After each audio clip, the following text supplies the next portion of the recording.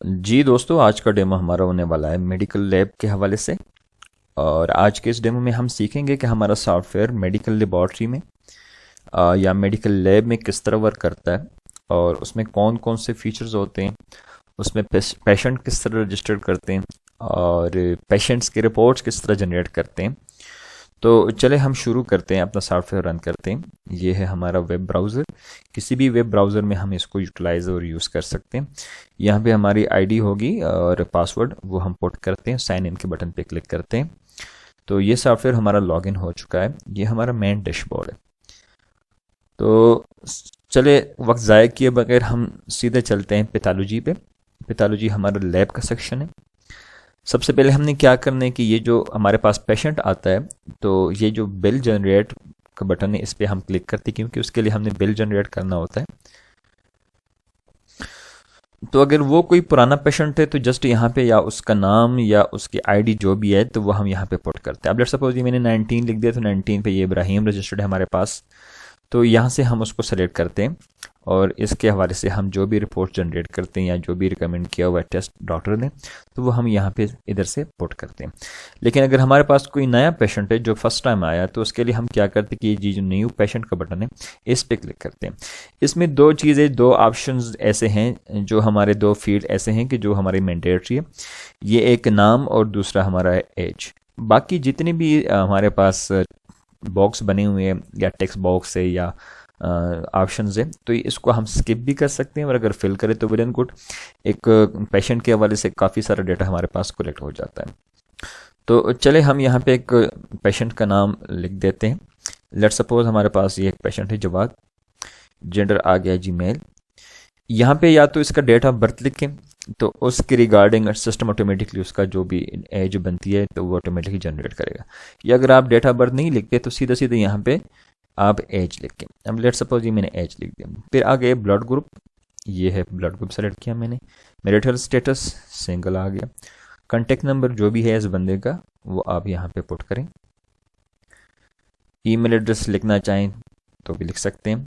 Address जो भी है इसका वो हम यहाँ पे लिख सकते हैं। रिमार्क्स या कोई एलर्जी से रिगार्डिंग कोई डिटेल अगर आपके पास है या लिखना चाहें तो वो भी हम यहाँ पे ऐड कर सकते हैं। ये सेव के बटन पे मैंने क्लिक किया, तो ये पेशेंट देखे यहाँ पे हमारे पास रजिस्टर्ड हो गया। ठीक है जी। अब इसके जो भी हमने ऐड करने हैं टेस्ट वगैरह, तो हमने क्या करना है कि वो हमने यहाँ पे उसके ऐड करने हैं। लेट सपोज हमारे पास एक है इसका BSR और दूसरा भी एक टेस्ट हम ऐड करते हैं यहाँ से। दूसरा लेट सपोज ये है LFT। ठीक है जी। अब ये किसी डॉक्टर के रेफरल से आया तो यहाँ पे हम डॉक्टर को भी सिलेक्ट कर सकते हैं। और अगर ये डायरेक्टली आया अपने अप्रोच से तो वो हम यहाँ पे बस सीधा सीधा इसका सेव एंड प्रिंट बटन। ये देखिए 2000 रुपये इसकी फ़ीस बनी। टोटल बिल 1000 रुपये जो है ना ये इसके चार्जेस हैं और 1000 रुपये दूसरे टेस्ट के चार्जेस। सेव और प्रिंट के बटन पे हम क्लिक करते हैं तो ये पेशेंट हमारे पास सेव भी हो जाएगा और हमारे पास एक प्रिंट भी निकल आएगा। अब सीधा हम जब यहाँ पे प्रिंट के बटन पे क्लिक करते हैं तो हमारे पास प्रिंट ऑटोमेटिकली जनरेट हो जाता है। अभी प्रिंटर मेरे पास एक्टिव नहीं है, तो चलो इसको मैं सेव करता हूँ आप लोगों को प्रीव्यू दिखाने के लिए। ये मैंने सेव किया यहाँ पे। ये देखें इस तरीके से हमारा बिल बनेगा, उसमें ये डिटेल होगी। ठीक है, ये पेशेंट का नाम आ गया, ये बिल नंबर आ गया और ये उसकी एज आ गई, ये जेंडर आ गया, ये उसकी डेट और टाइमिंग जिस टाइम पे रजिस्टर्ड हुआ ये पेशेंट, और ये उसके डिटेल है टेस्ट के, जो भी टेस्ट हमने उसके अभी करने। तो ये तो हो गया हमारा बिल जनरेशन का मामला। अब ये जब बंदा जाता है बिल पकड़ के लेबॉर्ट्री की तरफ जाता है तो उसके लेबॉर्ट्री वाले के पास ये डिटेल शो हो जाती है। फिर लेबॉर्ट्री टेक्नीशियन ने या वहाँ पे जो अटेंडेंट है उसने क्या करना होता है, उसका सैंपल कलेक्ट करना होता है। तो सैंपल कलेक्शन के लिए हमने क्या करना है कि इस बटन पे क्लिक करना होता है। यहाँ पे जो बंदा कलेक्शन कर रहा है सैंपल का तो उसका नाम आएगा, वो मेंशन करना है। अगर ये अपने हॉस्पिटल का है पेशेंट तो बस इन हाउस ठीक है ये।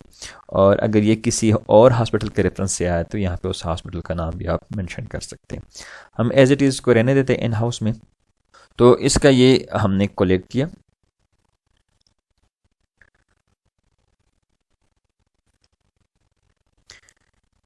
ये दोनों टेस्टों की कलेक्शन होगी हमारे पास। अब जाके हम इसकी रिपोर्ट्स बनाएंगे। ठीक है जी। इसका जो डेटा हम पुट करते हैं, जो वैल्यूज़ पुट करते हैं, वो किस तरह ऐड करते हैं। अब देखिए हमारे पास जो भी बंदा इसको प्रूव करता है, इस टेस्ट को, इस वैल्यू को, तो उसका नाम हम यहाँ पे टाइप करते हैं। और इसका देखिए ये टेस्ट है, ठीक है, BSR है, तो इसकी जो रेंज है ना, नॉर्मल रेंज, वो यहाँ पे हमारे पास मेंशन है। ठीक है जी। यहाँ पे जो भी उसकी टेस्ट वैल्यू बनती है तो वो हम यहाँ पे पुट करते हैं। लेट सपोज मैं 130 पुट करता हूँ। अब जो दूसरा टेस्ट है हमारे पास इसका LFT, उसको भी हम यहाँ पे रिपोर्ट जनरेट करते हैं। तो ये देखिए ये हमारे पास वो उसके जितने भी पैरामीटर्स है, वो सारे पैरामीटर्स हमारे पास शो हो जाते हैं उसके टेस्ट के। अब उसकी ये रेफरेंस रेंज है सामने राइट साइड पे, जितने तमाम पैरामीटर्स के रेफरेंस रेंज जो भी है वो यहाँ पे, और जो रिपोर्ट वैल्यू वो हम यहाँ से पुट करते हैं। अब लेट्स सपोज ये मैं फिल करता हूँ इसके रिपोर्ट्स। ये मैंने लिख दिया 30, और ये हो गया जी 25, ये 150, और ये हो गया जी 0.6, 0.5, 0.2, 3.5, और ये है जी 6.5। ये सारे पैरामीटर जितने भी थे उसकी वैल्यूज़ मैंने पुट की। सेव के बटन पे मैंने क्लिक किया। तो अब देखिए ये दोनों टेस्ट जो हमारे हैं वो अभी प्रिंट के लिए रेडी है। अगर हमने सारे जितने भी टेस्ट है तमाम प्रिंट करने हैं तो जस्ट यहाँ पे ये जो चेक का बटन है ये लगाएं, तो जितने भी टेस्ट होंगे सारे प्रिंट हो जाएंगे। और अगर हमने किसी एक स्पेसिफिक एक टेस्ट को प्रिंट करना है तो जस्ट उसको सेलेक्ट करें तो सिर्फ वही प्रिंट होगा। अब लेट्स सपोज मैंने तमाम तरह इसकी जितनी भी टेस्ट है वो सारे प्रिंट करने हैं, तो प्रिंट ऑल रिपोर्ट्स के ऊपर हमने क्लिक करना है। तो ये देखिए ये रिपोर्ट्स हमारे पास जनरेट हो गई इस कस्टमर के लिए, इस पेशेंट के लिए। प्रिंट के बटन पे हमने क्लिक करना होता है तो ऑटोमेटिकली प्रिंटर लगा होगा और इसके रिपोर्ट्स प्रिंट होना शुरू हो जाते हैं। अभी क्या करते हैं कि इस प्रिंट को मैं सेव करता हूँ डेस्कटॉप के ऊपर ताकि मैं प्रीव्यू दिखा सकूँ। ये आ गया हमारे पास वो टेस्ट जो भी हमने परफॉर्म किया। अब देखिए ये आ गया पेशेंट बिल नंबर आ गया ऊपर, ये फिर पेशेंट का नाम आ गया, ये उसकी एज आ गई, ठीक है जी, मेल है। डॉक्टर का हमने वहाँ पे रेफरल में लिखा होता तो वो डॉक्टर का नाम भी आया। और यहाँ पे कलेक्शन जो की बंदे ने, वो इस बंदे ने कलेक्शन की, इन हाउस पेशेंट है, और ये अप्रूव्ड बाय इस डेट पे, ठीक है। कलेक्शन डेट ये और एक्सपेक्टेड डेट वो भी लिखी है। अब इसको थोड़ा सा मैं जूम इन करता हूँ ताकि विजिबिलिटी क्लियर हो। ये देखिए ये ब्लड शुगर रैंडम BSR है। तो BSR में जो रिपोर्ट्स हमारी जनरेट हुई ये उसकी नॉर्मल रेंज है, रेफरेंस रेंज ये है, और उसकी रिपोर्ट वैल्यू है हमारे पास ये आ गई। फिर नीचे जो है वो हमारा है जनाब LFT। तो LFT के तमाम जितनी भी है हमारे पास उसके पैरामीटर्स, ये देखिए ये सारे पैरामीटर्स है और उसकी रेफरेंस रेंज है नॉर्मल, और ये उसकी रिपोर्ट वैल्यू हमारे पास जो जनरेट हुई वो है ये हमारे पास। तो ये है हमारा लैब मॉड्यूल जो हम मेडिकल लेबॉर्ट्री के लिए यूज़ करते हैं, जो बहुत ही सिंपल है, बहुत ईजी है। कोई भी बंदा इसको आराम से और इजीली आसानी के साथ यूज़ कर सकता है।